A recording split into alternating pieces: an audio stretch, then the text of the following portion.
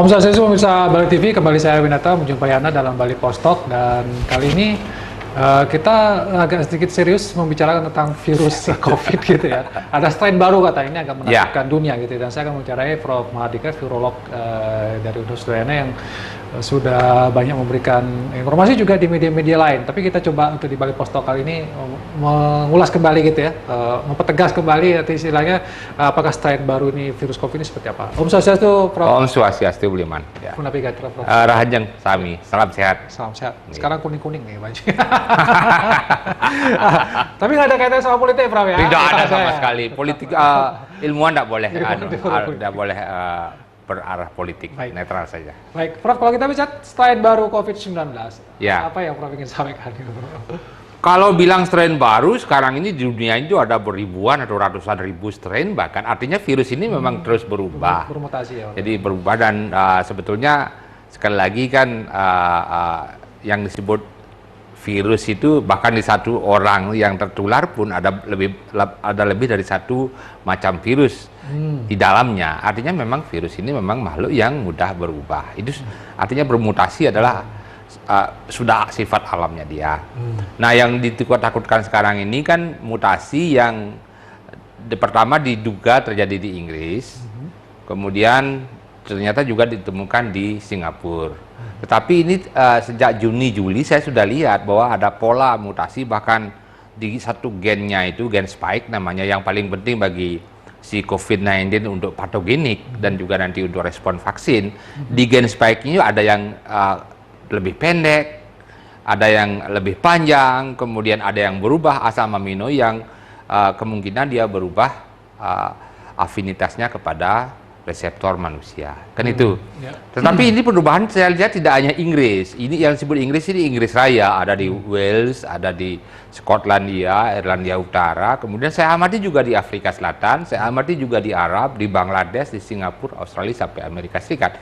Indonesia belum ada syukur. Artinya sekarang pertanyaannya, ini mutasi ini kenapa mirip di antara berbagai negara ini? Apakah ada transportasi orang, manusia, dan kemudian yang kedua kemungkinan sifat virus itu bisa mengalami perubahan yang sama meskipun secara geografis tidak ada kaitannya sama sekali. Bisa saja sama berubah, bisa saja peluangnya. Tetapi saya lebih banyak melihat peluangnya adalah karena transportasi orang. Untuk diketahui, uji PCR swab yang dikatakan paling sensitif itu, yang paling baik itu, sensitivitasnya hanya 99,5%, katakanlah misalnya. Jadi ada 0,5% orang yang sebenarnya membawa virus tapi ditemukan negatif. Berarti dari 1.005 orang itu kemungkinan dia dianggap negatif, dan ini kemudian yang berpeluang menyebarkan virus. Dia negatif, tapi ternyata dia sebenarnya ada virusnya. Ada virus, tapi memang peluangnya kecil. Peluangnya kecil ya. 5 dari 1.000. Itu kecil, tapi itu bermakna secara epidemiologi, itu bermakna. Itu jadi tentang perubahan virus ini. Dan para ahli juga sudah mengatakan belum ada indikasi peningkatan fatalitas atau keganasan, dan belum ada indikasi kuat juga peningkatan daya tular. Nah, untuk daya tular, karena ini terutama daya tular belakangan ini, jadi sebelum seminggu 2 minggu yang lalu, hampir semua negara mengalami peningkatan kasus yang luar biasa. Terutama di negara yang belahan bumi utara, yaitu Eropa dan kemudian Rusia, kemudian Amerika. Saya melihatnya itu bukan karena mutasi virus.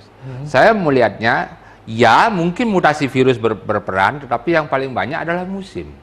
Seperti diketahui, pada musim dingin orang itu cenderung untuk berkumpul di suatu ruangan tertutup untuk mencari kehangatan. Nah, ini virus itu lebih mudah menular, dan itu sebenarnya yang bagi saya itu lebih masuk akal, penyebab utama. Sedangkan mutasi ini baru analisis komputer. Belum ada data sama sekali untuk mengatakan bahwa virus baru ini memang lebih menular dan lebih ganas.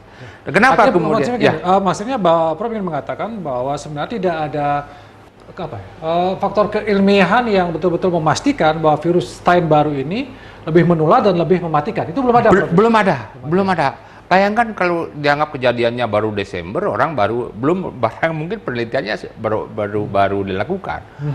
Sekali lagi ini hanya asosiasi orang kemudian yang kedua adalah simulasi komputer. Hasil simulasi komputer. Nah, asosiasinya ini memang belakangan terjadi peningkatan kasus yang luar biasa di berbagai penjuru dunia, termasuk Indonesia, terutama di negara bagian utara, karena musim dingin. Ya, itu. Nah, asosiasi ini barangkali ya pengaruhnya, tapi yang paling penting adalah pengaruh musim itu juga signifikan. Nah, tentang mutasi, salah satu dari strain Inggris yang dikatakan mutan baru ini juga mempunyai pola G614, D614G yang sudah diketahui orang bulan Mei sampai bulan April yang lalu. Jadi tidak ada yang baru sebetulnya. Nah, itu satu poin. Saya sebagai ahli virologi saya bingung juga ini kenapa Indonesia ikut latah gitu, bahwa ya ini belum ada indikasi sama sekali untuk lebih mudah menular. Peningkatan jumlah fatalitas selalu terjadi kalau jumlah kasus meningkat, maka jumlah fatalitas juga meningkat. Nah, itu, dan jumlah kasus dan fatalitas belakangan ini 1-2 minggu terakhir termasuk di Indonesia itu sudah trennya menurun. Jadi nggak ada kaitannya. Semakin saya meyakinkan diri saya bahwa kaitan adanya virus baru itu tidak jelas kaitannya. Jadi ya saya anggap sih tidak perlu harus dikhawatirkan dengan demikian besar, karena indikasinya belum ada. Belum ada pasti gitu ya. Ya, Oke, Prof. Tapi kalau misalnya kemudian Indonesia menetapkan kebijakan melarang orang asing datang, Prof gimana, Prof? Ya, itu sebetulnya sekali lagi latah itu ya, Prof. Satu latah, kemudian yang kedua kalau mau sebenarnya dari dulu lah, dari dulu. Dan kemudian yang paling penting sebetulnya adalah penerapan uji swab test itu, karena kemungkinan tadi errornya itu adalah 0,5%, error rate-nya itu misalnya, itu mestinya adalah begitu orang masuk, meskipun dia terdaftar disebut sebagai negatif, mestinya dikarantina yang diawasi, karena saya tidak percaya karantina mandiri bisa berjalan dengan baik di Indonesia, sehingga mestinya ini diawasi. Itu sebenarnya dari dulu gitu ya. Jadi tapi udahlah, kita positif saja dengan pemerintah bahwa tindakan ini sangat untuk preventif, untuk masyarakat Indonesia yang lain. Ya, kalau seandainya yang diindikasikan itu benar, ternyata virusnya semakin ganas, maka tindakan pemerintah sangat tepat. Kalau kemudian ternyata itu adalah tidak benar, ya tentu tindakan pemerintah kita anggap mengurangi kemungkinan yang paling buruk. Kita apresiasi lah pemerintah itu. Satu hal lagi yang strain baru COVID-19 itu dikaitkan dengan vaksin. Ya. Nanti vaksin yang sudah dibuat nggak mempan lagi katanya. Ya. Gimana Prof melihat ini? Sekali lagi kalau saya belum lihat, jadi saya sudah amati juga. Kalau ibaratkan begini, jadi ada 10 jari si COVID ini mempunyai 10 jari untuk bisa nanti mengindukasi antibodi yang bagus.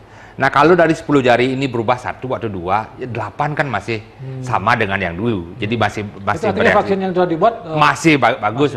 Tentu sekarang ini seperti pengalaman dengan influenza, itu setiap tahun galurnya harus dirubah sesuai dengan perkembangan virus. Kita juga amati. Nanti kalau misalnya dari 10 jari ini ternyata 5 sudah pendek-pendek jarinya sehingga tidak bagus lagi jabat tangannya, maka saran kita adalah mari kita cari vaksin yang baru. Vaksin yang baru. Ya. Sekarang belum. Artinya munculnya mutasi baru ini belum membutuhkan untuk ada vaksin baru lagi. Belum. Jadi yang dibuat sekarang sudah cukup. Sudah cukup dari manapun asalnya, baik dari vaksin Inggris, vaksin Cina, vaksin Amerika, itu masih strain-nya itu sama dengan, masih bereaksi dengan semua strain virus yang ada di dunia. Saya tidak khawatir tentang itu. Tidak mau dari Cina mau apa, Prof meyakini bahwa satu sudah vaksinnya dia masih bisa ya untuk ini, Prof? Masih bisa, seperti tadi lah. Jadi kalau masyarakat menganggap kalau 10 jari, kalau kita sebut istilahnya epitope, 10 tempat untuk menginduksi antibodi, kalau 1 atau 2 kemudian berubah, yang 8 masih sama dengan yang sebelumnya, masih bisa jabat tangan yang nyaman lah, kurang lebih seperti itu. Oke, Prof, kalau begitu misalnya kalau ada vaksin akan cukup efektif gitu ya, Prof? Ya. Tapi dia mengatakan walaupun nanti ditemukan vaksin, ya belum tentu kita akan terbebas dari pandemi. Gimana pendapat sebenarnya? Begini, vaksin itu 2 tujuannya, Bli. Ya. Vaksin itu pertama tujuannya adalah memang untuk membuat orang kebal. Masih dengar suara saya? Ya, masih. Orang membuat kebal. Tapi yang kedua tujuannya lebih penting adalah untuk menekan penularan antar di komunitas. Dengan syarat ketika 70%, 80% orang sudah kebal, maka virus itu tidak mampu lagi menulari orang ke orang. Istilahnya, untuk bisa menulari satu orang yang sehat, perlu 2 orang yang sakit berkumpul bersama, baru 1 orang ini menjadi sakit. Itu bahasanya. Jadi itu adalah daya tular virus di komunitas sudah ditekan sedemikian rupa sehingga tidak mampu menyebar. Pada saat itu, kita sudah bisa mengatakan goodbye pandemi. Pandemi sudah berlalu, badai sudah berlalu. Ini yang mestinya artinya dilihat 2, Pak. Jadi pertama kita yang disuntiknya itu adalah memang kebal. Yang kedua adalah komunitas. Kalau bicara komunitas, saya tidak peduli. Saya tidak dapat vaksin, tidak apa-apa. Ketika 70% orang Bali sudah divaksin, saya aman. Itu nih. Jadi yang penting adalah populasi.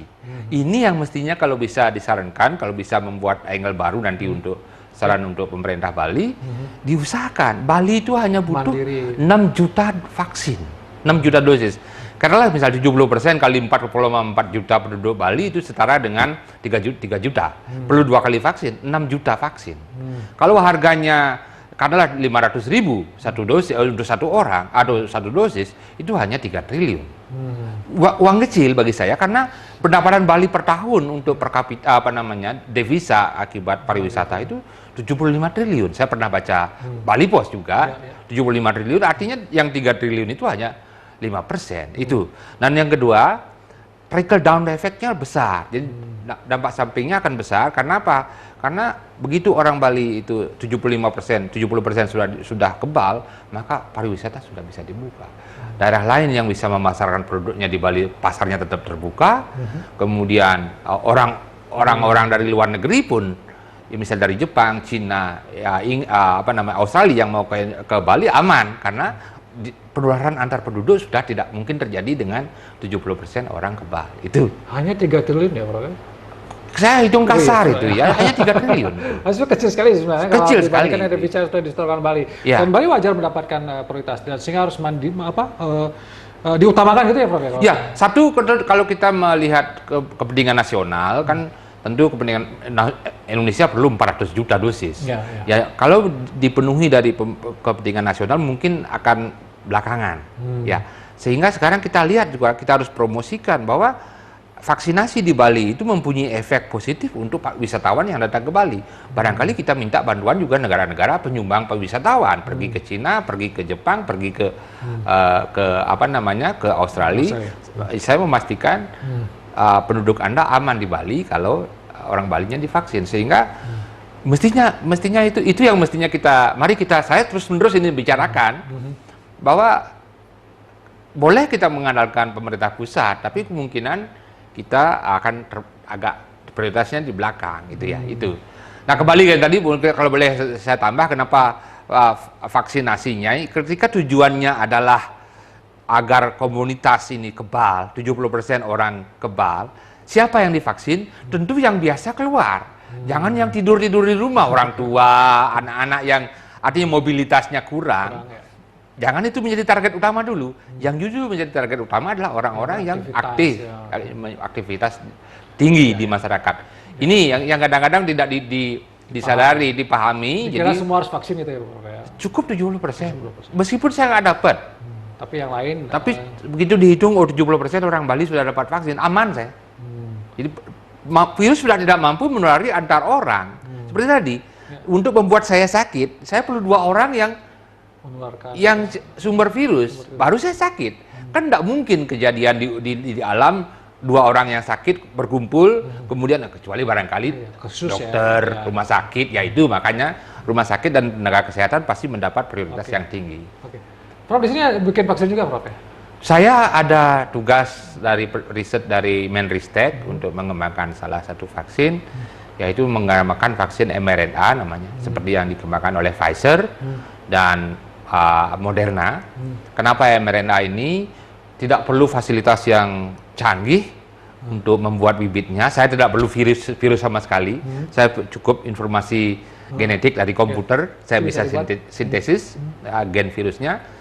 Kemudian nanti pun ketika jadi, itu tidak perlu fasilitas canggih untuk produksinya, cukup dalam tabung reaksi pun saya bisa menghasilkan vaksin.